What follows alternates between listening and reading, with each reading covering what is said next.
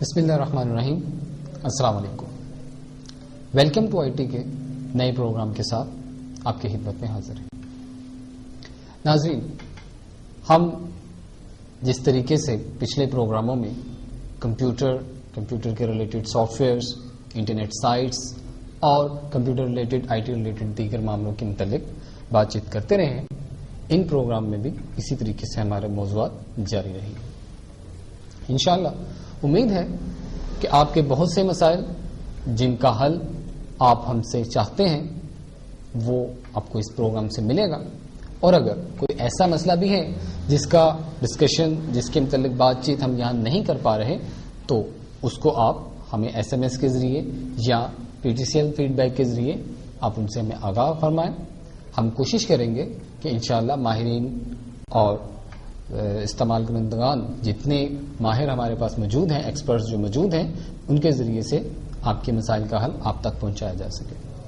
ہمارے اس پروگرام کا بیسک مقصد بھی یہی ہے کہ اویئرنیس آپ کو دی جائے، نہ صرف اس معاملے میں کہ کمپیوٹر کیسے چل رہا ہے یا کمپیوٹر پہ کام کیسے کیا جائے گا، بلکہ اس معاملے میں بھی کہ اگر کمپیوٹر چلانے میں، کمپیوٹر پہ کام کرنے میں آپ کو کوئی مشکل پیش آ رہی ہیں تو وہ بھی حل کی جا سکے.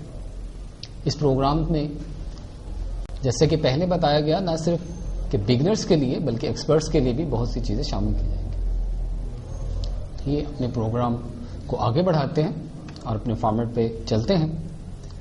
آج سب سے پہلے جس موضوع پر ہم بات کریں گے وہ ہے نیٹ ورک. نیٹ ورک چیز کیا ہے؟ ہم اکثر مختلف باتوں میں لفظ نیٹ ورک کو استعمال کرتے رہتے ہیں. آئیے دیکھتے ہیں نیٹ ورک چیز کیا ہے. میں اس کی سادہ سی مثال ٹیلی فون سے دیتا ہوں. ہمارے گھر میں، ہمارے آفس میں، فیکٹریز میں PTCL لائنز موجود ہیں، ٹیلی فون لائنز موجود ہیں. ایک فون ایک لائن پر چل رہا ہے. وہ لائن ایک ایکسچینج کے ساتھ منسلک کی گئی ہے اور اسی ایکسچینج میں نہ صرف کہ ایک لائن بلکہ بہت سی لائنیں اکٹھا ہیں. اب وہ ایکسچینج ان تمام لائنز کو اکٹھا کر کے ایک دوسرے کے ساتھ رابطے میں رکھے ہوئے. اب ایک علاقے کی ایک ایکسچینج ہے. اب سیالکوٹ یا سیالکوٹ کے علاوہ دوسرے شہروں میں بھی مختلف علاقے ڈیوائڈ ہیں. ہر علاقے کی ایک علیحدہ ایکسچینج، ہر علاقے میں مختلف نیٹ ورکس. جب آپ ایک ٹیلی فون لائن سے، PTCL لائن سے کسی نمبر کو ڈائل کرتے ہیں تو وہ ڈائل آپ کی ایکسچینج میں جا رہا ہے. ایکسچینج اگر اپنے ہی ایکسچینج کا نمبر ہے تو اس کو ڈائل کر رہا ہے یا باہر، لیکن آپ منسلک ہیں ایک ایکسچینج کے ساتھ. اس طریقے سے پورے شہر کی ایکسچینج مل کے ایک نیٹ ورک تیار کر رہی ہیں. مختلف شہروں میں مختلف ایکسچینجز لگی ہوئی ہیں. ایک صوبے کے جو ایکسچینج ہیں وہ سب اکٹھے ہو گئے، ایک نیٹ ورک سٹی لیول کا صوبے میں آ گیا. پاکستان کے 4 صوبے ہیں، چاروں کے نیٹ ورک مل کے ملکی سطح پر آ گئے. اس کے بعد آپ انٹرنیشنل کال ملاتے ہیں. انٹرنیشنل کال ملانے کے لیے جب آپ نیٹ ورک یوز کرتے ہیں تو انٹرنیشنل نیٹ ورک یوز کیا جا رہا ہے. یعنی پاکستان کے تمام نیٹ ورکس مکس اپ ایک پاکستان لیول پہ اور اس کے بعد انٹرنیشنل لیول پہ. یعنی نیٹ ورک کا مطلب ہوا مختلف ڈیوائسز کا مل کے کام کرنا. مختلف ٹیلی فون سیٹس ہیں، وہ ایک ایکسچینج میں، ایک ایکسچینج دوسری ایکسچینج کے ساتھ ملکی سطح تک اور پھر انٹرنیشنل لیول پر کام کر رہے ہیں. اب آ جاتے ہیں اپنے کمپیوٹر لیول پہ. کمپیوٹر میں بھی ٹھیک اسی طرح سے، یعنی آپس میں مل کر کام کرنے کے لیول پہ کام ہو رہا ہے. 2 یا 2 سے زیادہ کمپیوٹرز کو آپس میں مختلف میڈیمز کے ذریعے سے ملا کر کام کرنا نیٹ ورکنگ کہلاتا ہے. نیٹ ورکنگ میں 2 قسم کے میڈیمز ہم لوگ استعمال کرتے ہیں، جن میں ایک وائرلیس نیٹ ورک کہلاتا ہے، دوسرا ظاہر ہے ود وائر. یعنی ایک میں کمپیوٹرز کا آپس میں رابطہ لگانے کے لیے، رابطہ کروانے کے لیے، ان کو ایک دوسرے کے ساتھ منسلک کرنے کے لیے ایک میڈیم وائر کو استعمال کیا جاتا ہے. اس کے علاوہ سوئچز استعمال کیے جاتے ہیں، مختلف کارڈز استعمال کیے جاتے ہیں، لیکن ان کے درمیان ایک براہ راست رابطہ ایک وائر کے تھرو لگایا جاتا ہے. جبکہ وائرلیس نیٹ ورکنگ میں صرف اس وائر کو ہٹا دیا گیا. یعنی نیٹ ورکنگ میں آپ 2 طریقے سے نیٹ ورکنگ کر سکتے ہیں، with wire, with out wire. اب نیٹ ورکنگ کا فائدہ کیا ہے؟ فون لائن نیٹورکنگ کا فائدہ تو آپ دیکھ چکے کہ آپ نہ صرف ایک شہر میں نہ صرف ایک صوبے میں بلکہ آپ انٹرنیشنلی بھی بات کر رہے ہیں. اب کمپیوٹر نیٹورکس کے کیا فائدے ہیں؟ اس کی مثال کمپیوٹر نیٹورکس جو چل رہے ہیں، سب سے بڑی مثال اس وقت آپ کے پاس انٹرنیٹ کی ہے. International network. انٹرنیٹ خود ہی دو الفاظ کے مجموعے سے تیار کیا گیا، یعنی انٹرنیشنل جو ہماری نیٹورکنگ ہے ان دونوں لفظوں کو مکس اپ کر کے انٹرنیٹ تیار کر دیا گیا. لیکن نیٹورکنگ کے فائدوں میں سب سے پہلی بات یہ ہے کہ آپ ایک وقت میں بہت سے کمپیوٹرز کا ڈیٹا استعمال کر رہے ہیں. اگر تو آپ 2 کمپیوٹر یوز کر رہے ہیں تو آپ ان کا آپس میں ڈیٹا ایزیلی ایک ڈیٹا دوسری جگہ پر ٹرانسفر کر سکتے ہیں. مختلف ڈیوائسز کو ایک دوسرے کے ساتھ منسلک کمپیوٹرز کے ذریعے استعمال کیا جا سکتا ہے. ڈیٹا جو آپ بمشکل کاپی کرتے ہیں ایزیلی کسی نیٹورک کے اندر آپ اس سے ٹریول کروا سکتے ہیں. اسی چیز کو بنیاد بناتے ہوئے بات کو آگے بڑھاتے ہیں. ڈیٹا کاپی کرنے کے لیے اگر آپ نیٹورک سے منسلک نہیں ہیں تو آپ کے پاس کیا میڈیم ہو سکتے ہیں؟ ظاہر ہے کہ جب آپ ایک کمپیوٹر سے ڈیٹا دوسرے کمپیوٹر میں منتقل کرنا چاہتے ہیں تو آپ ان فائلز کو یا اس ڈیٹا کو کسی ایسے میڈیم پر کاپی کریں گے جو میڈیم دوسرے کمپیوٹر میں موجود ہو، جہاں پر اس کو ریڈ کیا جا سکے اور استعمال کیا جا سکے. فرض کیجئے میں ایک فائل اپنے لیپ ٹاپ سے اپنے ڈیسک ٹاپ کمپیوٹر میں کاپی کرنا چاہتا ہوں تو میرے پاس میڈیم ہے فلاپی ڈسک. فلاپی ڈسک کے اوپر میں ڈیٹا کاپی کرتا ہوں اور اس کو اپنے ڈیسک ٹاپ کمپیوٹر میں پیسٹ کرنا چاہتا ہوں، یہاں سے ریپلیس کرنا چاہتا ہوں. جو لوگ فلاپیز استعمال کرتے ہیں وہ جانتے ہیں کہ فلاپی ڈسک اب اتنی قابل اعتبار نہیں رہی. اس کے اندر موجود ڈیٹا سب سے پہلے تو اس کی کیپیسٹی کم ہے، اس کے بعد اس کا قابل اعتبار ہونا ظاہر ہے اب اس میں اتنا ہم اس پر اعتماد نہیں کر پا رہے کیونکہ فلاپی کسی وقت بھی ڈیمیج ہو سکتی ہے، کسی وقت بھی کرپٹ ہو سکتی ہے. اس کے بعد مہنگی ہے. کتنا ڈیٹا اگر آپ ایک ہی وقت میں زیادہ ڈیٹا ریپلیس ایک جگہ سے دوسری جگہ کرنا چاہتے ہیں تو آپ کے پاس اتنا ہی فلاپیز موجود ہونی چاہیے. اس کی ریڈنگ اینڈ رائٹنگ میں ٹائم ویسٹیج ہے. ظاہر ہے ایک ایکسٹرنل ڈیوائس ہے، ایک ایکسٹرنل ہمارے پاس ڈسک ہے، اس کے اوپر رائٹنگ کرنا، اس کو ریڈنگ کرنا، یہ بھی ایک پروسیس ہے. لہذا ٹائم اور پیسہ دونوں استعمال ہو رہے ہیں. دوسری طرف آ جاتے ہیں سی ڈی رائٹ کر کے آپ اپنا ڈیٹا ٹریول کروا رہے ہیں. اب اس کے لیے میڈیم آپ کے پاس سی ڈی رائٹر ہونا چاہیے. C D ROM, C D writer دو ڈفرینٹ چیزیں ہیں. سی ڈی رائٹر اگر آپ کے پاس موجود ہے تو وہ سی ڈی رام کا کام تو کر ہی رہا ہے، لیکن اگر فرض کیجیے جیسے کہ میں نے مثال دی کہ میں اپنے لیپ ٹاپ سے ڈیٹا کاپی کر کے لے کے جانا چاہتا ہوں ڈیسک ٹاپ پہ. اب لیپ ٹاپ میں سی ڈی روم لگی ہے جبکہ ڈیسک ٹاپ میں رائٹر لگا ہے تو ظاہر ہے ڈیٹا میں اپنے لیپ ٹاپ سے کاپی کرنا چاہتا ہوں تو یہاں میرے لیے مشکل بن گئی. تیسرا medium travelling device, U S B device. اب ان کے ذریعے ڈیٹا کاپی کر سکتے ہیں. ظاہر ہے یہ بھی کوئی اتنی سستی ڈیوائسز نہیں ہے، گو کہ اب بہت عام ہیں لیکن ہر ایک اس کو استعمال نہیں کر رہا. اور پھر وائرس کے آنے کا خطرہ اور ڈفرینٹ ایک سیفٹی کا جو نظریہ ہے اس میں بھی یہ تمام چیزیں آ جاتی ہیں. نیٹورک اس میں ہماری کس طریقے سے مدد کرتا ہے؟ دیکھیے ایک ایزی وے جو ہمارے پاس تھا اس میں ہم نے یہ 3 چیزیں دیکھی. اب چوتھی چیز جو ہمارے پاس ہے وہ ہے نیٹورکنگ. 2 کمپیوٹرز کا آپس میں رابطہ کر دیا جائے اور ان کو اس طریقے سے ایک دوسرے کے ساتھ رابطے میں رکھا جائے کہ ان کو اس چیز کی اجازت ہے کہ وہ ایک دوسرے سے اپنا ڈیٹا کاپی کر سکتے ہیں، ایک دوسرے کے ڈیٹا کو یوز کر سکتے ہیں.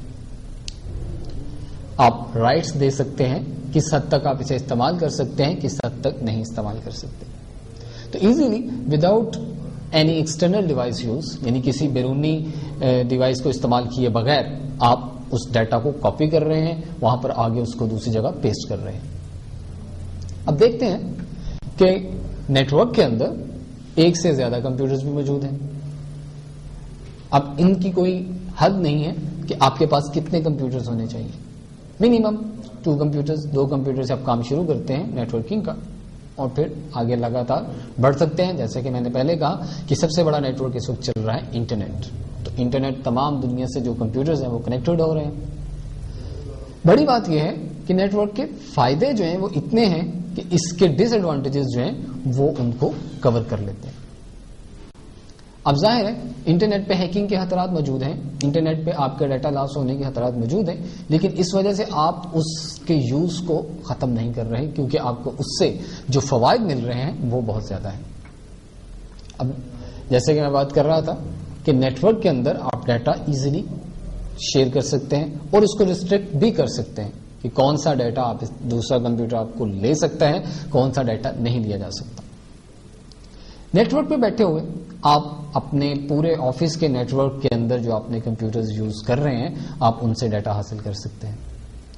فرض کیجئے آپ کا آفس ایک 3 منزلہ عمارت ہے اور ہر پورشن میں 2 سے 3 کمپیوٹر چل رہے ہیں.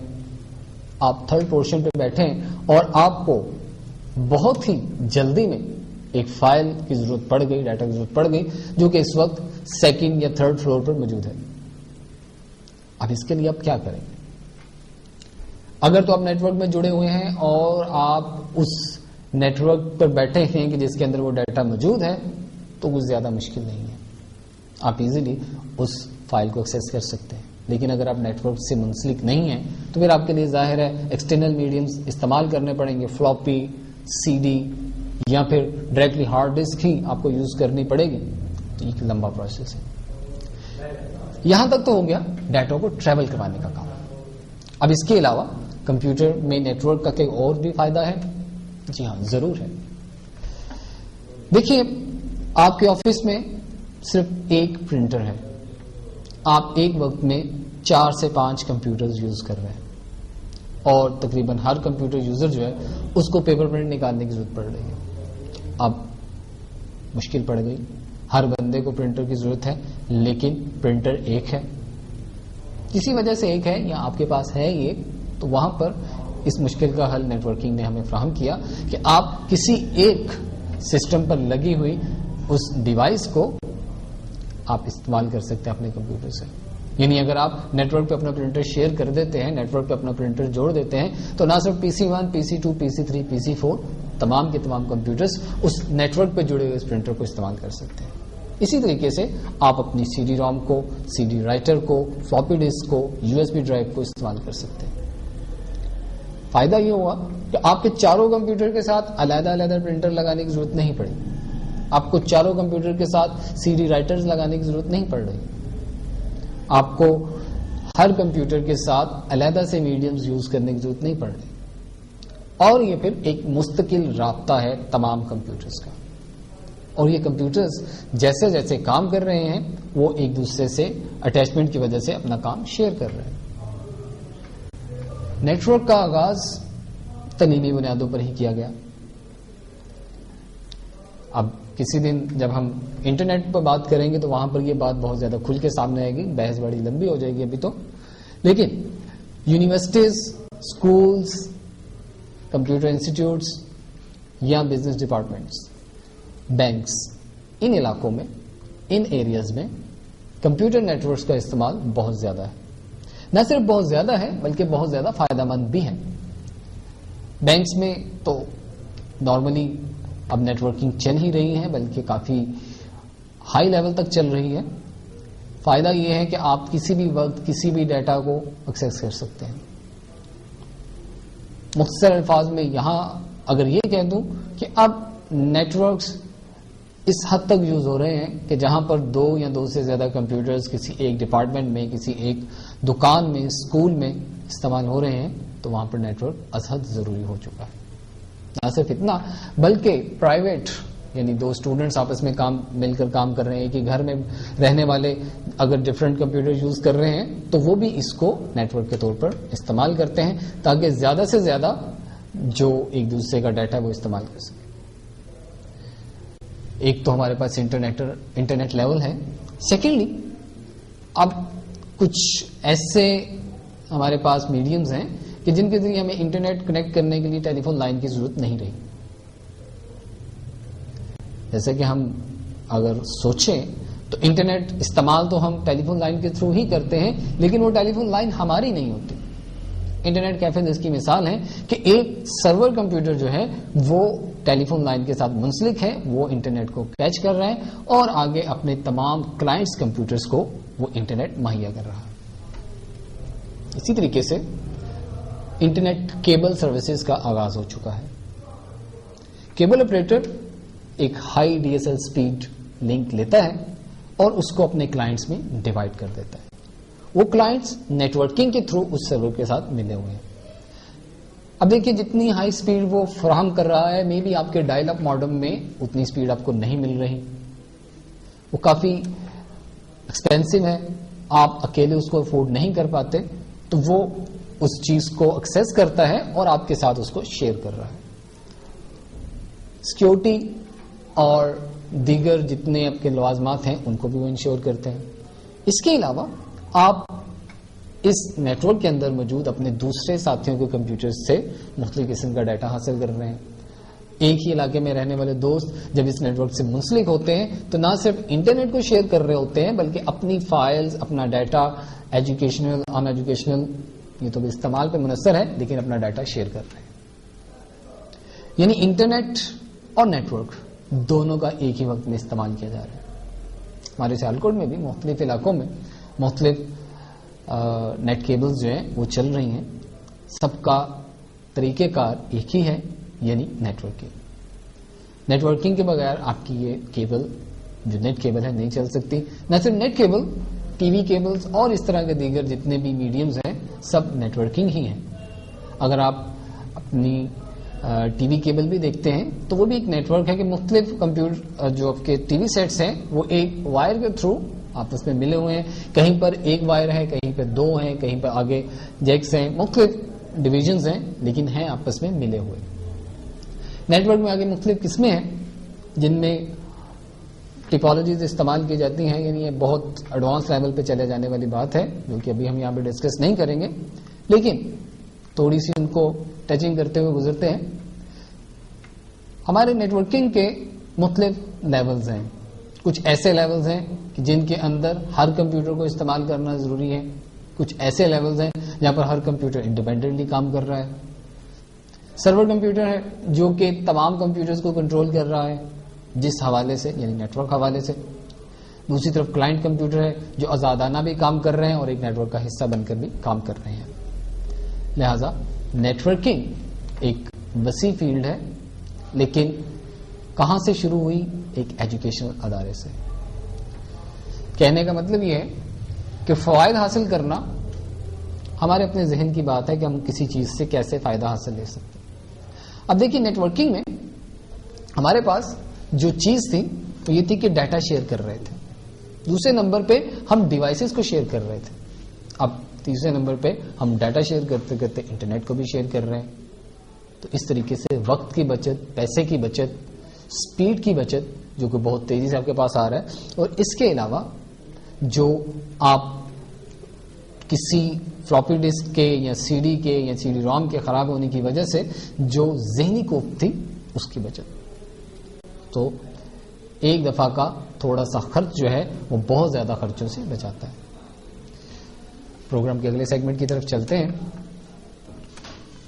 کچھ دوستوں نے سوال کیا تھا مختلف آپ کی فیڈ بیک سے، جس میں ایس ایم ایس اور ٹیلی فون کالز ہمارے پاس موصول ہوتی ہیں، کہ بیڈ سیکٹر کیا ہے اور اس کے کیا نقصان ہیں.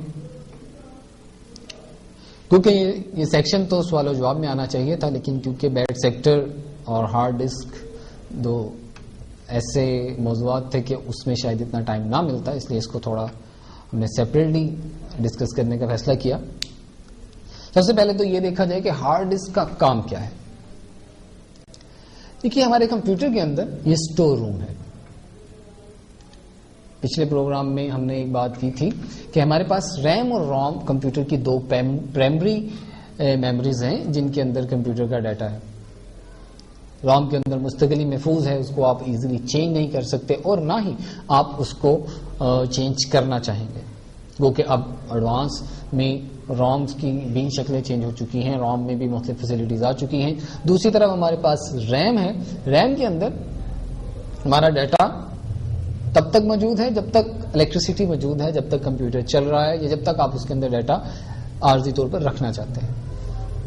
ریم کی مثال بھی دی تھی کہ ایک ہمارا پارکنگ پلاٹ جس طریقے سے استعمال ہوتا ہے, وہاں پر عارضی طور پر گاڑی کھڑی کرتے ہیں, اپنا کام وغیرہ مکمل کیا, گاڑی لے کر واپس آ گئے, اور پھر ریم سے اسپیڈ کا تعلق وغیرہ وغیرہ. ہارڈ ہمارے پاس ایک مستقل سٹور روم ہے جہاں پر ہمارا ڈیٹا مستقل محفوظ رہتا ہے. جتنی دیر کمپیوٹر چلے گا ہارڈ استعمال ہوتی رہے گی. ہارڈ ڈسک کے اندر سے آپ کا ڈیٹا جو ہے وہ کمپیوٹر استعمال کرتا ہے, وہاں سے فائل کو اٹھاتا ہے, آپ کی ریم میں اس کو استعمال کیا جاتا ہے, پروسیسر اسی ڈیٹا کے اوپر کام کر رہا ہے. ہارڈ ڈسک جیسے جیسے کام کر رہی ہے ویسے ویسے وہ کمپیوٹر کے اوپر اس کا رزلٹ آ رہا ہے. بیڈ سیکٹر ہے کیا؟ ہمارا ایک سٹور روم ہے, ہارڈ ڈسک سٹور روم ہے جہاں پر ہمارا ڈیٹا محفوظ ہے. تو اس کے اندر اگر کوئی علاقہ ڈیمیج ہو جائے جس کو آپ کام کے لیے استعمال نہیں کر سکتے, جہاں پر آپ اپنا ڈیٹا محفوظ نہیں کر پا رہے, یا کمپیوٹر اس فیسلٹی کو آپ کو فراہم نہیں کر رہا کہ وہاں پر ڈیٹا آپ سیو کر سکیں, that is a bad sector. Hard disk یا فلاپی ڈسک مختلف سیکٹرز اور ٹریکس میں تقسیم کی گئی ہے.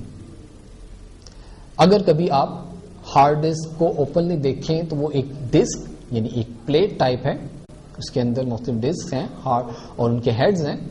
تو اس کے اندر جو ٹریکس اور سیکٹرز کو تقسیم کیا گیا ہے, تو وہاں پر ایک سیکٹر اگر کرپٹ ہو جائے, ڈیمیج ہو جائے, تو وہ بیڈ سیکٹر کہلاتا ہے. بیڈ سیکٹرز دو قسم کے ہوتے ہیں, ایک بیڈ سیکٹر فزیکل اور ایک لاجیکل یا نان فزیکل جسے کہا جائے گا. پہلے ہم دیکھتے ہیں کہ فزیکل بیڈ سیکٹر کیا ریموو ہو سکتے ہیں یا نہیں, جو کہ میرے دوست کا کویسچن تھا کہ بیڈ سیکٹر کیا ہے اور کیا اسے ریموو کیا جا سکتا ہے. تو اگر تو آپ کی ہارڈ میں فزیکل بیڈ سیکٹر آ چکا ہے تو اسے آپ ریموو نہیں کر سکتے, ہائڈ کر سکتے ہیں, چھپا سکتے ہیں, اور مے بی بعد میں پھر سے ظاہر ہو جائے. بیڈ سیکٹر آئے گا کیسے؟ فزیکل بیڈ سیکٹرز آپ کی ہارڈ کو ڈیمیج کرنا شروع کرتے ہیں. اگر آپ کی ہارڈ آواز دے رہی ہے بہت زیادہ, آپ کی ہارڈ پرانی ہے, بجلی کے کافی جھٹکے لگ چکے ہیں, اور آپ یہ سمجھتے ہیں کہ اس کو چیک کیا جائے, تو ضرور بلکہ یقیناً آپ کو اس کو چیک کرنا چاہیے, اس کو اسکیننگ کرنی چاہیے, اور اگر بیڈ سیکٹرز ہیں تو ان کے متعلق لاہ عمل طے کرنا چاہیے. جیسے کہ میں پہلے بتا چکا ہوں کہ اگر آپ کا بیڈ سیکٹر فزیکل ہے تو آپ اسے ریموو نہیں کر سکتے. دوسری قسم logical bad sector. Logical bad sector کیا ہے؟ ہم مختلف کام کمپیوٹر پہ کر رہے ہیں, مختلف ڈیٹا استعمال کر رہے ہیں, مختلف فائلز کو استعمال کر رہے ہیں. یہ تمام فائلز جو کمپیوٹر میں ریم میں چل رہی ہیں آپ کی ہارڈ ڈسک پر موجود ہیں. اگر کوئی فائل ہارڈ پر موجود کرپٹ ہو جاتی ہے اور اس کرپٹ فائل کی وجہ سے آپ کی ہارڈ کے اوپر بیڈ سیکٹر شو ہو رہا ہے, لیکن یہ بیڈ سیکٹر آپ کی ہارڈ کا فزیکل بیڈ سیکٹر نہیں ہے. اس بیڈ سیکٹر کی وجہ سے آپ اپنی ہارڈ سے کے ڈیٹا سے تو محروم ہو سکتے ہیں اس کو ریموو کرتے ہوئے, لیکن فزیکلی آپ کی ہارڈ جو ہے وہ ٹھیک ہے, اس کو ریموو کیا جا سکتا ہے.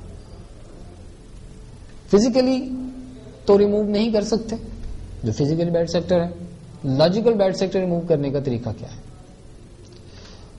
لاجیکلی بیڈ سیکٹر ریموو کرنے کے لیے مختلف سافٹ ویئرز ہیں, جن میں بہت زیادہ عام استعمال ہونے والا بیڈ سیکٹر ریموور جو ہے وہ ہے سی میپ. سب سے پہلے تو آپ کو اپنی ہارڈ فارمیٹ کرنی پڑے گی, اس کی پارٹیشن بھی اڑانی پڑ سکتی ہے, پارٹیشن نہیں بنانی پڑ سکتی ہے, اور سی میپ کے ذریعے اس کے اوپر جو اس کا پروسیجر ہے اس کو طے کرتے ہوئے آپ اپنا ہارڈ ڈسک جو ہے اس کا اس بیڈ سیکٹر کو ختم کر سکتے ہیں. یاد رکھیے فزیکل بیڈ سیکٹر ریموو نہیں ہوتا.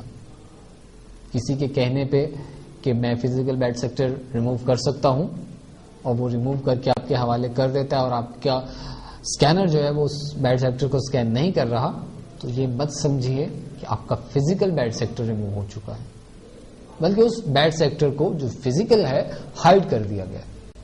اور یہ ہائڈ کیا ہوا بیڈ سیکٹر پھر کبھی ظاہر بھی ہو سکتا ہے، اور اکثر ایسا ہوتا ہے۔ مارکیٹ میں کام کرنے والے، سیکنڈ ہینڈ چیزوں کے ساتھ ڈیل کرنے والے جانتے ہیں کہ یہ بیڈ سیکٹرز کیسے ظاہر کیے جائیں گے۔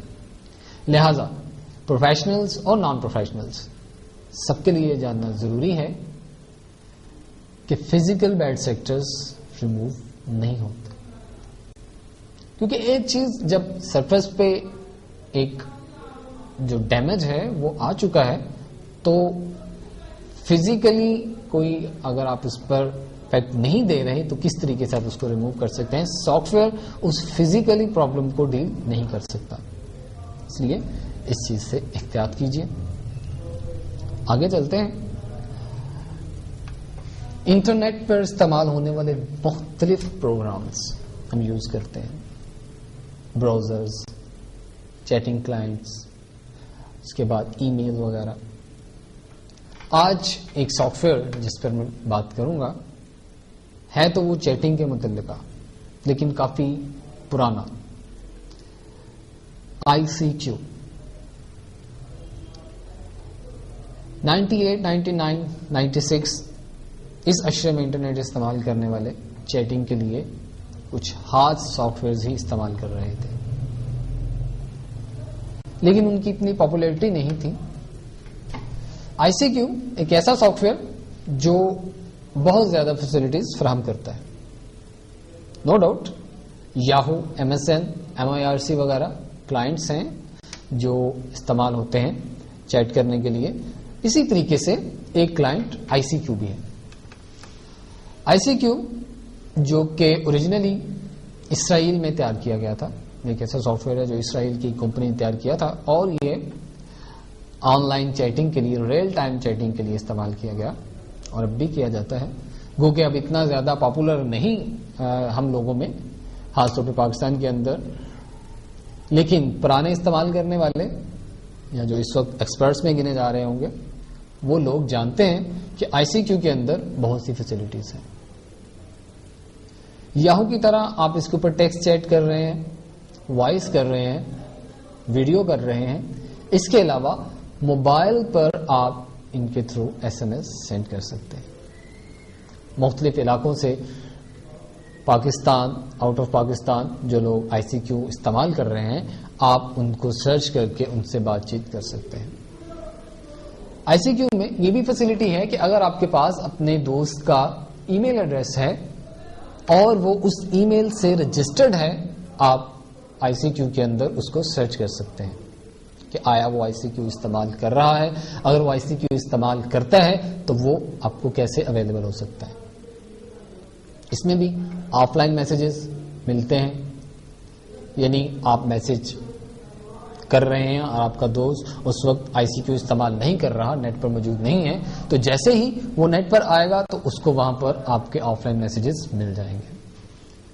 اس کے علاوہ مزید لوگوں کے ساتھ وہاں اپنی انٹرسٹ کے مطابق لوگوں کو سرچ کر سکتے ہیں، ان کے ساتھ بات چیت کر سکتے ہیں۔ پازیٹیو مائنڈیڈ لوگ، اسٹوڈینٹس، بزنس مین، یہ لوگ اپنے لیے بہترین کمپنیز یہاں پر ڈھونڈ سکتے ہیں۔ ICQ کی ڈائریکٹری بھی بہت بڑی ہے، یہاں پر بھی بہت سے لوگ آپ کو کام کرنے والے، آپ کے ساتھ مل کر چلنے والے مل سکتے ہیں۔ اس کے علاوہ ICQ آپ کو ایک اسپیشل نمبر دیتا ہے جسے ICQ نمبر کہا جاتا ہے، جیسے یاہو میں یاہو ID آپ کو ملتی ہے، MSN میں MSN ID ملتی ہے، اسی طریقے سے ICQ میں بھی آپ کو ایک ID ملتی ہے جو کہ آپ کا ICQ نمبر ہے۔ ICQ نمبر کے ذریعے بھی آپ اپنے فرینڈ کو اپنے لسٹ میں ایڈ کر سکتے ہیں۔ آپ اس فرینڈ کے متعلق دیگر معلومات جو اس نے شو کی ہیں، جو اس کا پروفائل وہاں پر موجود ہے، آپ اس کے ذریعے سے اس کے متعلق مزید معلومات حاصل کر سکتے ہیں۔ جو معلومات آپ اپنے لیے اس کی ڈیٹیلز میں سیو کرنا چاہتے ہیں اپنی طرف سے، وہ بھی کر سکتے ہیں۔ یعنی اس سافٹ ویئر نے آپ کو بہت سی فیسلٹیز فراہم کی۔ ICQ اب AOL نامی کمپنی جو ہے اس نے خرید لیا ہے اور ان کی طرف سے اس کو لانچ کیا جا رہا ہے۔ فری رجسٹریشن ہے, آپ اس کو نیٹ سے ڈاؤن لوڈ کرتے ہیں, آپ اس کو استعمال کرتے ہیں. اس کی اپنی ویب سائٹ ہے جہاں سے آپ اس کو ڈاؤن لوڈ کر سکتے ہیں. مختلف سیڈیز کے اوپر بھی اویلیبل ہے. استعمال کا طریقہ بہت آسان ہے, کوئی اتنا جو جھنجٹ ہے وہ اس میں نہیں ہے. نارملی ہم جس طریقے سے دیگر چیٹ پروگرامز کو استعمال کرتے ہیں سیم اسی طریقے سے اس کو بھی استعمال کیا جاتا ہے. اگلے سیگمنٹ ہمارا آپ کے کویسچنز, ہمارے آنسرز, آپ کی فیڈ بیک میں سے کویسچن سلیکٹ کر کے, ایسے کویسچنز جن کا بہت زیادہ آپ کو انتظار ہوتا ہے, آپ کے بھیجے ہوئے کویسچنز, آپ کے بھیجے ہوئے ریمارکس, ان کی بیس پر ہی ہم اپنے پروگرام کو ترتیب دیتے ہیں. انہی موضوعات کو اپنے پروگرام میں شامل کرنے کی کوشش کرتے ہیں کہ جو موضوعات آپ سننا چاہتے ہیں, جن کے متعلق آپ جاننا چاہتے ہیں. ہماری ویور ہیں سمیرا کنول, ان کا تعلق ہے کوٹلی سے. ان کا کوشچن ہے کہ اسپائی ویئر کیا ہوتا ہے, اس کے فائدے اور نقصان کیا ہے. تو اسپائی ویئر کچھ ایسے سافٹ ویئرز جو آپ کے کمپیوٹر سے ڈیٹا آپ کا چوری کر سکتے ہیں, آپ کے کام کرنے کا طریقہ چوری کر سکتے ہیں, چور رستے سے آپ کا تمام ڈیٹا غائب کر سکتے ہیں. اسپائی ویئر جاسوس سافٹ ویئرز ہیں جو آپ کے کمپیوٹر میں انسٹال کیے جا سکتے ہیں. آپ انٹرنیٹ کی مختلف سائٹس کو وزٹ کرتے ہیں, مے بی کسی سائٹ سے آٹومیٹکلی آپ کے کمپیوٹر میں ڈاؤن لوڈ ہو جائے, کوئی دوست آپ کو کوئی فائل بھیج رہا ہے, اس کے اندر اسپائی ویئر اٹیچ ہو, کوئی ان نون پرسن آپ سے چیٹ کرتے ہوئے اپنی تصویر بھیج رہا ہے, جبکہ اس کی تصویر کے ساتھ کوئی فائل تھوڑی دیر کے لیے اوپن ہوتی ہے اور ختم ہو جاتی ہے. آپ اسے اپنے کمپیوٹر کا فالٹ تصور کر رہے ہیں, لیکن وہ آپ کے کمپیوٹر کا فالٹ نہیں بلکہ اس تصویر کے ساتھ آنے والے اسپائی ویئر کا ایک آپ کے لیے نشان تھا. اسپائی ویئر نیگیٹو سینس اور پازیٹیو سینس دونوں سینسز میں استعمال ہوتے ہیں. نیگیٹو سینس تو میں آپ کو بتا چکا ہوں, مختلف کمپنیز اپنی ایڈ کے لیے استعمال کرتے ہیں. وہ کیسے کہ آپ کے کمپیوٹر میں چوری سے ہی آپ ان کی ویب سائٹ وزٹ کر رہے ہیں یا وہاں سے کوئی سافٹ ویئر دوسرا ڈاؤن لوڈ کر رہے ہیں, اس کے ساتھ ایک چھوٹا spyware type software جو ہے یا adware type software جو ہے وہ آپ کے کمپیوٹر میں ڈاؤن لوڈ ہو جائے گا. اگر تو وہ ایڈ ویئر ہیں تو وہ مختلف موقعوں پر مختلف ایڈز آپ کے کمپیوٹر کی اسکرین پر شو کرتا رہے. وہ بھی ایک جھنجٹ ہے, وہ بھی آپ کے لیے ایک درد سر ہے کہ جب بھی آپ اپنے کسی پروگرام کو اوپن کرتے ہیں جس کے ساتھ وہ ایڈ ویئر اٹیچ ہو چکا ہے, تو مے بی کہ آپ کے کام کرنے سے پہلے ہی وہ مختلف ایڈورٹائزمنٹ آپ کے سامنے شو کر دے. اسپائی ویئر کا استعمال عام طور پر تو اگر کوئی دوسرا آپ کے کمپیوٹر پہ اسپائی ویئر کر چکا ہے تو وہ نیگیٹو سینس میں ہی استعمال ہوگا, ہیکنگ سینس میں بھی استعمال ہوگا. کچھ اس طریقے سے جیسے میں نے کہا کہ آپ کا ایک دوست آپ کو ایک فائل سینڈ کرتا ہے, یہاں ایک ان نون پرسن آپ کو ایک فائل سینڈ کر رہا ہے اور آپ اس فائل کو اوپن کرتے ہیں, میں بھی وہ تصویر بھی اوپن نہیں ہوئی اور ایک ڈاس پرومپٹ تھوڑی دیر کے لیے آپ کے سامنے اسکرین پر ظاہر ہوا اور ختم ہو گیا. اس کے بعد کیا ہوا کچھ معلوم نہیں, لیکن نیکسٹ ٹائم جب آپ اپنے اس اکاؤنٹ کو یاہو کے MSN کے اکاؤنٹ کو اوپن کرتے ہیں تو وہ آپ کو پاسورڈ ایرر دے رہا ہے. آپ اپنی ای میل چیک کرنے کے لیے اکاؤنٹس اوپن کرتے ہیں, آپ کو پاسورڈ ایرر مل رہا ہے. پاسورڈ تو بھی کل چینج کیا لیکن آج وہ پاسورڈ موجود نہیں. میرا پاسورڈ تھا پاکستان 123, کیپ لاکس آن کر کے کیپ لاکس آف کر کے ہر طریقے سے چیک کر لیا. کیا ہوا, وہ جو سافٹ ویئر اس وقت آپ ایک تصویر سمجھ کے اوپن کر بیٹھے اور اس کے بعد آپ جیسے ہی ایک دفعہ دوبارہ سے اپنے اکاؤنٹس میں لاگ ان ہوئے تھے تو اس کے بعد وہ پاسورڈ, وہ log in name through internet اس بندے کے پاس واپس چلا گیا, ایک فائل کہ جس بندے نے آپ کو وہ اسپائی ویئر سینڈ کیا تھا. اسپائی ویئرز میں ہوتا کیا ہے, مختلف قسم کے اسپائی ویئرز ہیں, بہت چھوٹے چھوٹے بھی ہیں, کافی ہیوی بھی ہیں. نیگیٹو سینس میں تو آپ اسی طریقے سے استعمال کر رہے ہیں. آپ کے کمپیوٹر میں ہونے والا ہر کام حتیٰ کہ آپ کے کی بورڈ سے پریس ہونے والی ہر کی کا حساب رکھتا ہے.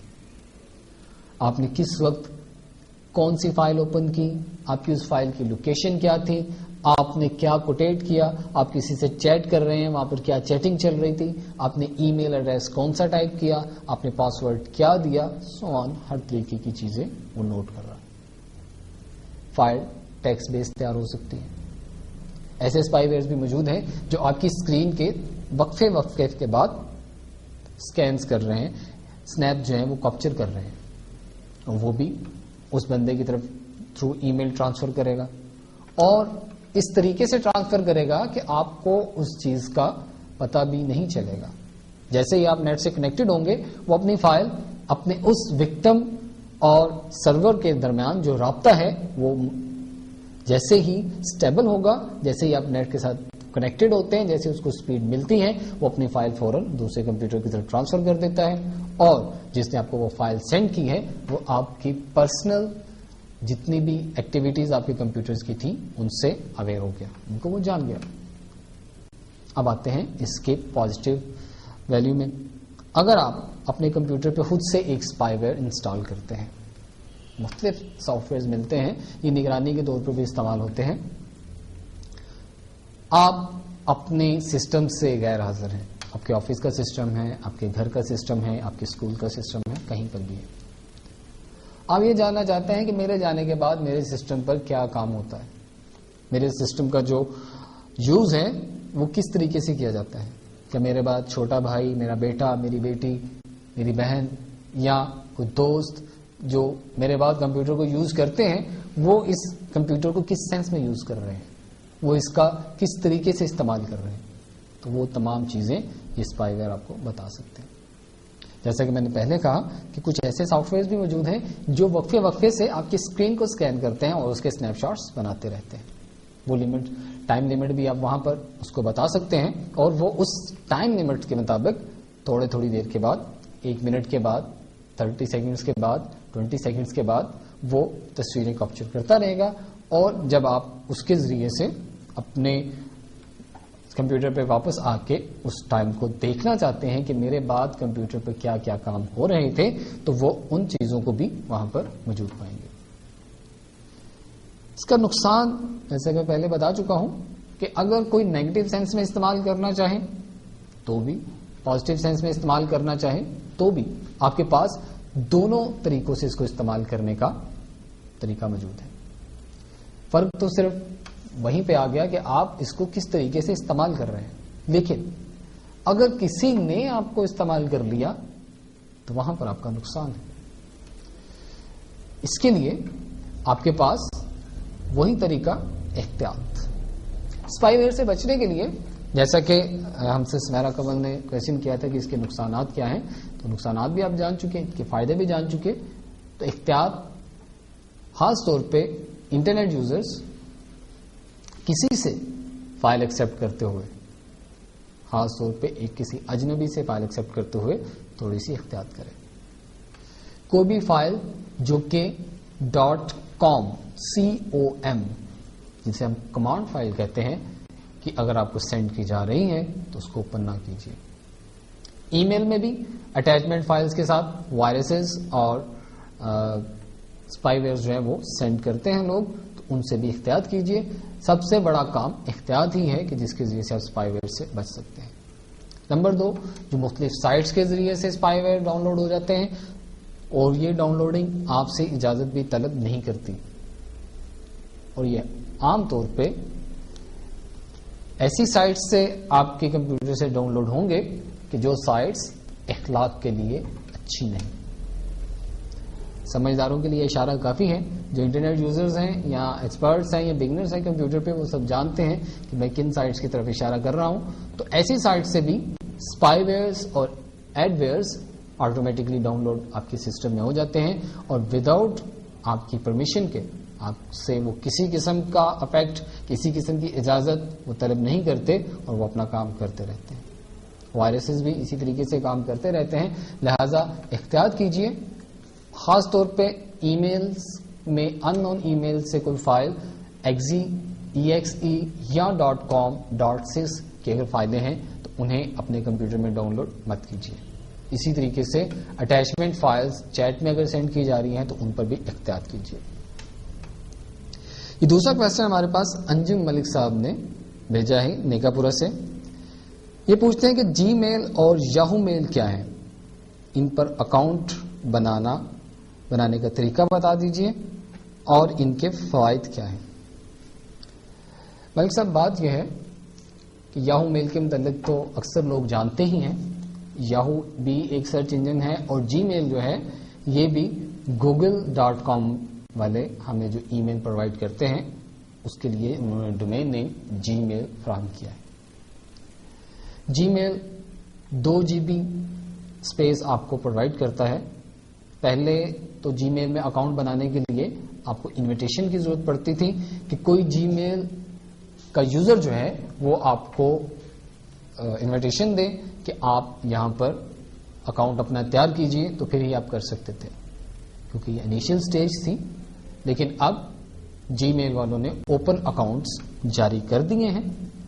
اسی طریقے سے یاہو میل بھی ایک سرچ انجن ہے. یاہو والے بھی ایک سرچ انجن کے طور پہ کام کر رہے ہیں. یہ بھی مختلف آپ کو فیسلٹیز فراہم کرتے ہیں اور اس میں جیسے کہ یاہو چیٹ ہے تو یاہو چیٹ کی آئی ڈی جو آپ لیتے ہیں وہ یاہو میل کے ایڈریس سے ہی ملتی ہے. جی میل والوں نے بھی اپنے چیٹ پروگرامز انٹروڈیوس کروا دیے ہیں, ان کے لیے بھی وہ بھی جی میل کی آئی ڈی کے ساتھ استعمال کیے جاتے ہیں. اس کے بعد آپ کا کوشچن کا دوسرا حصہ کہ ان پر اکاؤنٹ کیسے بنایا جاتا ہے. میرے بھائی یہ تو ہم اگلے کسی پروگرام میں باقاعدہ آپ کو اسکرین شاٹس کے ساتھ مکمل اس کا پروسیس جو ہے وہ دکھائیں گے. اور اکاؤنٹ بنانا کوئی اتنا مشکل بھی نہیں ہے. تھوڑی سی آپ کو اس معاملے میں ذہانت تو نہیں کہوں گا لیکن تھوڑی سی آپ کی انٹرسٹ جو ہے وہ ہونی چاہیے کہ آپ ایک پروسیس ہے, ایک فارم وہاں پر آپ فل کرتے ہیں. سب سے پہلے اگر آپ یاہو پر اکاؤنٹ بنانا چاہتے ہیں یا جی میل پر اکاؤنٹ بنانا چاہتے ہیں تو ان کی ویب سائٹ پہ جائیں گے gmail.com یا mail.yahoo.com پہ. وہاں پر آپ کو 2 ٹیکسٹ باکس نظر آئیں گے, log in name and password, اور اس کے نیچے بٹن ہوگا لاگ ان کا.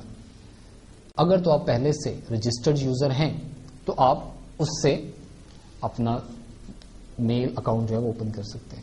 دوسری طرف اگر آپ ابھی ممبر نہیں ہیں یا آپ کے پاس یاہو یا جی میل کی آئی ڈی موجود نہیں ہے تو پھر آپ کیا کریں گے. جہاں پر سائن ان کے لیے آپشن ہے وہیں پر اس کے ساتھ اس کے ارد گرد ہی کہیں سائن اپ کی آپشن موجود ہوگی, کیونکہ یہ کمپنیز اپنے پیجز جو ہیں ان کا ویو چینج کرتی رہتی ہیں. تو عام طور پر تو لاگ ان نیم اور پاسورڈ کے لیے جو ٹیکسٹ باکسز ہیں ان کے نیچے ہی تھوڑے سے فاصلے پر یہ چیز موجود ہوتی ہے سائن اپ. سائن اپ کے لنک کے اوپر جیسے ہی آپ کلک کریں گے تو ایک پیج آپ کے سامنے ظاہر ہوگا جس کے اوپر ایک مکمل فارم موجود ہے. اس فارم کے اندر سب سے پہلے آپ سے آپ کی آئیڈینٹیفیکیشن مانگی جائے گی, آپ کا نام, first name and last name, اور جس آئی ڈی کے مطابق آپ اپنا میل ایڈریس بنانا چاہتے ہیں وہ آئی ڈی وہاں پر آپ کو لکھنی پڑے گی. اب ظاہر ہے آپ فرض کیجئے کہ میں ہی اپنا اکاؤنٹ بنانا چاہتا ہوں تو اپنا نام حسن یوز کرتا ہوں, تو ظاہر ہے میں اکیلا ہی حسن نام کا ایک یوزر نہیں ہوں جو یاہو پر کام کرنا چاہتا ہوں. تو مجھ سے پہلے بھی بہت سے لوگ ہیں جو ہو سکتا ہے کہ کسی نے حسن کے نام پر اکاؤنٹ پہلے سے تیار کر لیا ہو. لہذا سب سے پہلے تو کوئی نام چوز کرنا پڑے گا. مختلف نام آپ مختلف آئی ڈیز دیکھتے ہیں تو وہ آئی ڈی آپ اس اکاؤنٹ میں جب آپ لگاتے ہیں تو وہ آئی ڈی چیکر کے نام پر ایک بٹن وہاں پر موجود ہوگا, اس سے ملتا جلتا کوئی نام, اس کو آپ پریس کریں گے تھوڑی دیر کے بعد وہ آپ کو بتا دے گا کہ کیا یہ نام اویلیبل ہے یا نہیں. اگر ہے تو وہ آپ حاصل کر سکتے ہیں, اور اگر یہ نام اویلیبل نہیں ہے, آپ سے پہلے کوئی اس نام کو حاصل کر چکا ہے, تو پھر وہ آپ کو مختلف آپشنز فراہم کرے گا کہ آپ ان میں سے کوئی نام چوز کر سکتے ہیں, کوئی آئی ڈی چوز کر سکتے ہیں, یا آپ اپنی مرضی سے ایک نئی آئی ڈی وہاں پر ایکسپٹ کریں گے. اس کے بعد آپ کے متعلقہ دیگر معلومات وہ آپ سے مانگے گا, اس میں آپ کی ایج, آپ کی سیکس, میل اور فیمیل, آپ کا کنٹری کوڈ وغیرہ وغیرہ مختلف چیزیں آپ سے طلب کی جائیں گی.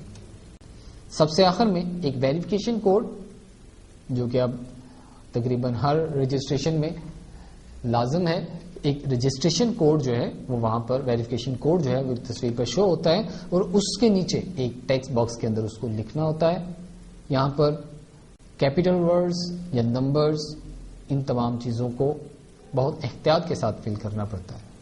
اور جیسے ہی آپ اسے فل کرتے ہیں اور اس کو رجسٹر کرواتے ہیں, جیسے ہی آپ رجسٹر ہو جائیں گے اس کے بعد کچھ ایڈ پیج بھی آپ کے سامنے آئیں گے.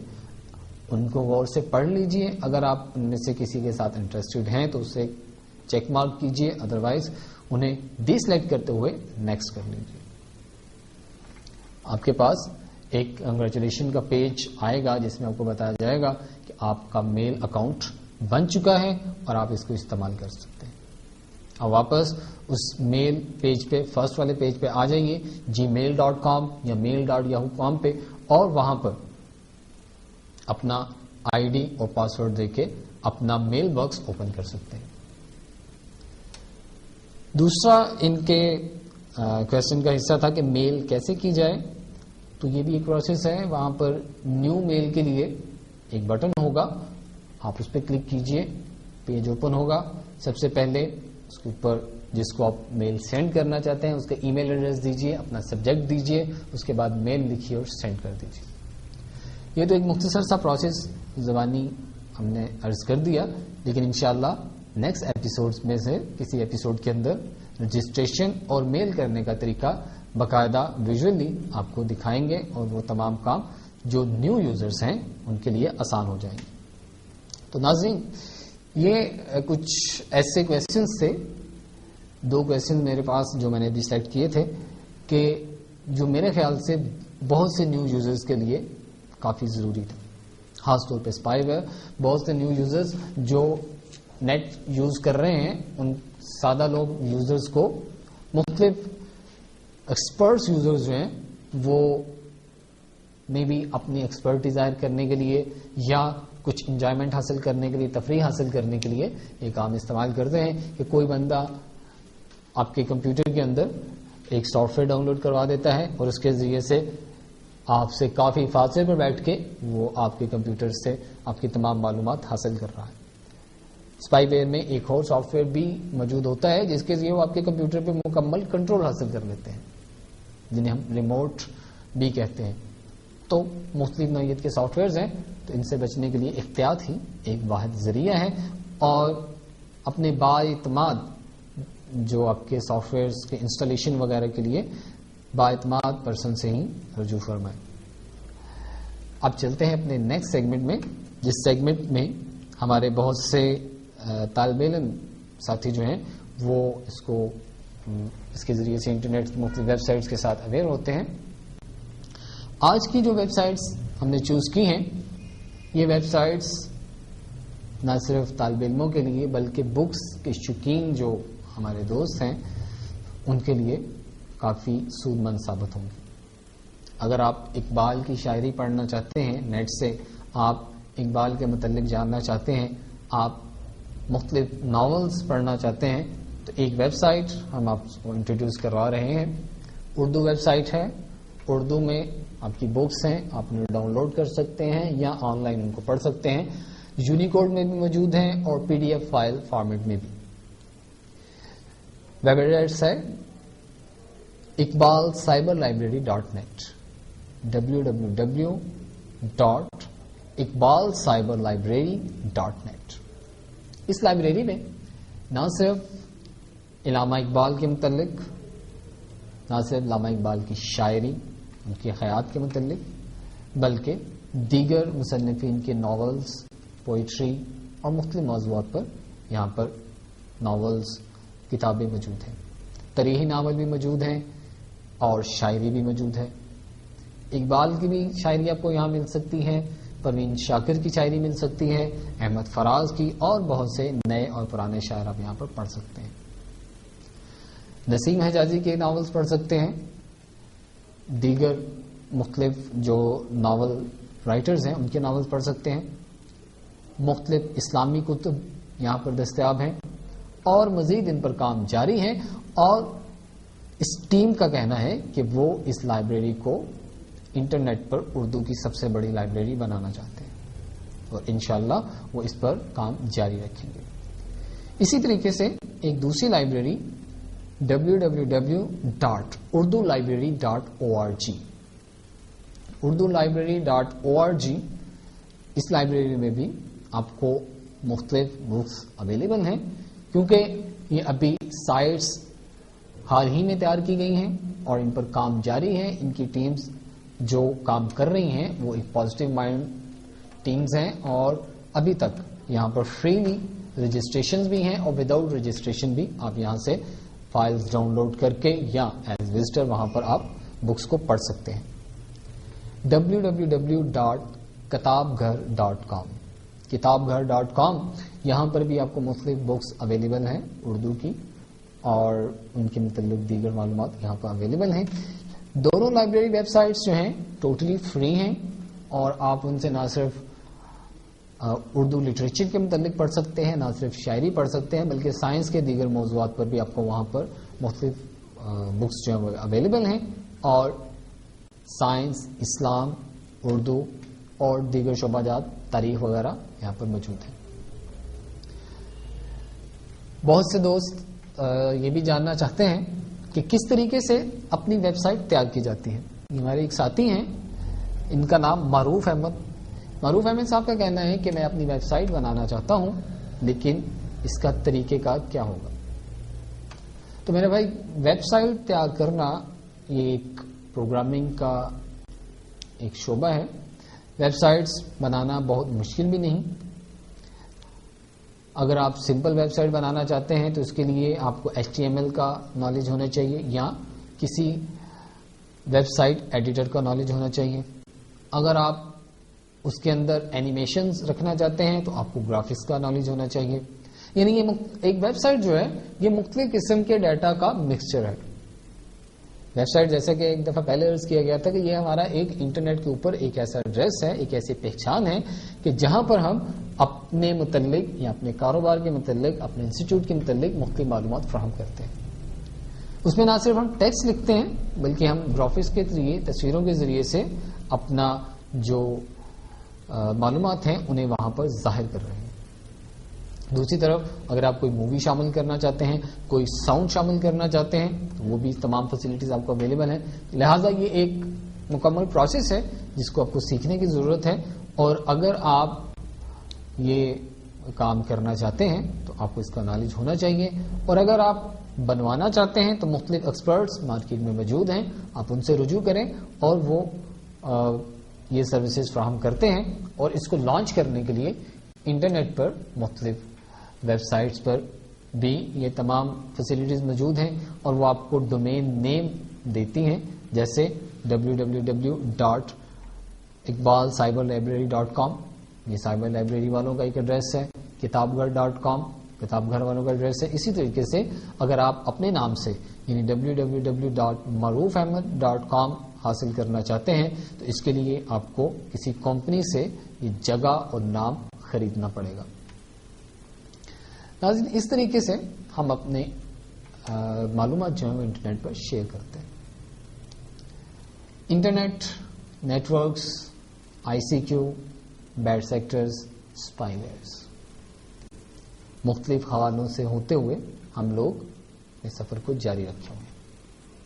مختلف ایکسپرٹس جو مجھے سن رہے ہیں، میں ان سے گزارش کروں گا کہ آپ ہم سے رابطہ کریں. ہمیں آپ کی آراء، آپ کی تجاویز اور آپ کے تجربات کی ضرورت ہے. ظاہر ہے کہ صرف ایک شخص یا ایک لمیٹڈ احباب کا جو حلقہ ہے وہ اس اتنے بڑے کام کو نہیں چلا سکتا. میں یا میری ٹیم، میرے ساتھ جو ٹیکنیکل ہمارے دوست ہیں، یہ سب مل کر اس پروگرام کو شروع کر چکے ہیں STV کے ساتھ. اس STV کے تعلیمی پروگراموں کی ایک لڑی کے طور پہ پہلا قطرہ یہاں پر آ چکا ہے آپ کے سامنے. لیکن اگر آپ IT یا دیگر حوالوں کے ساتھ ہماری ہیلپ کرنا چاہتے ہیں یا ہمیں جوائن کرنا چاہتے ہیں تو ہمارے نمبرز پہ ہم سے رابطہ کریں. ہم آپ کو ویلکم کریں گے. ہم اپنی اس خاص طور پہ ویلکم ٹو IT کی ٹیم کو بڑھانا چاہتے ہیں، اس میں ایکسپرٹس کو شامل کرنا چاہتے ہیں. انشاءاللہ نیکسٹ ایپیسوڈز میں آپ دیکھیں گے کہ ہمارے ساتھ مختلف شعبہ جات میں IT کے مختلف ایکسپرٹس جو ہیں وہ موجود ہوں گے پروگرامنگ کے حوالے سے، نیٹورکنگ کے حوالے سے، گرافک ڈیزائننگ اور ویب ڈیزائننگ اور مختلف شعبہ جات کے حوالے سے. تو میں یہ گزارش کروں گا ان ساتھیوں سے کہ جو ایکسپرٹس ہیں وہ ہم سے رابطہ کریں، نہ صرف اس لیے کہ ہمیں ان کی ضرورت ہے بلکہ اس لیے بھی کہ ہمارے ساتھ ساتھ دیگر یوزرز کو بھی ان کی ضرورت ہے. ایس ٹی وی ہمیں ایک سٹیج فراہم کر رہا ہے جس کے ذریعے سے ہم اپنا نالج دوسروں کے ساتھ بانٹ رہے ہیں. میں کوئی اتنا زیادہ ایکسپرٹ نہیں، یا میں اگر یہ کہوں کہ میں تمام چیزیں جانتا ہوں تو یہ بھی ٹھیک نہیں.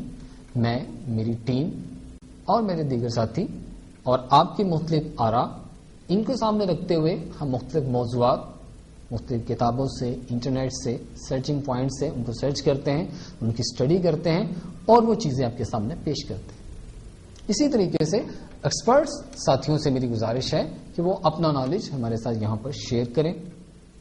ظاہر ہے قطرہ قطرہ مل کے دریا بنے گا، تو یہ دریا جب آئی ٹی کا سیلاب بنانا ہے تو یہ قطرے جو ہیں ان کو ملنا ہوگا. ظاہر ہے ہر قطرہ اپنی جگہ پر اگر اکیلا کام کر رہا ہے تو وہ ایک لمیٹڈ ایریا میں کام کر رہا ہے. اگر یہ تمام جو آئی ٹی کے ایکسپرٹس ہیں یہ مل کر کام کریں تو یہ ہمارے نیو یوزرز جو بگنرز ہیں ان کے لیے بھی اور جو ایکسپرٹس ہیں ان کے لیے بھی، دونوں کے لیے فائدہ ہے. بگنرز کے لیے فائدہ اس طریقے سے کہ انہیں نئی سے نئی چیزیں سیکھنے کے لیے ملیں گی، اور آئی ٹی ایکسپرٹس ایک دوسرے کے ایکسپیرینس سے فائدہ اٹھاتے ہوئے نئی سے نئی چیزیں سیکھیں گے. نئے سافٹ ویئرز، نئے ہارڈ ویئرز میں بھی بہت سی ایسی چیزیں ہیں جن کو میں نہیں جانتا. میرے ساتھی ہیں مدثر بھائی جو ہمارے ٹیکنیکل انچارج ہیں یہاں پہ، ان سے وہ میں سیکھتا ہوں. بہت سی ایسی چیزیں ہیں جو میں بھی ہم دونوں نہیں جانتے اور ایک نیا بندہ آ کے ہمیں اس سے انٹروڈیوس کرواتا ہے.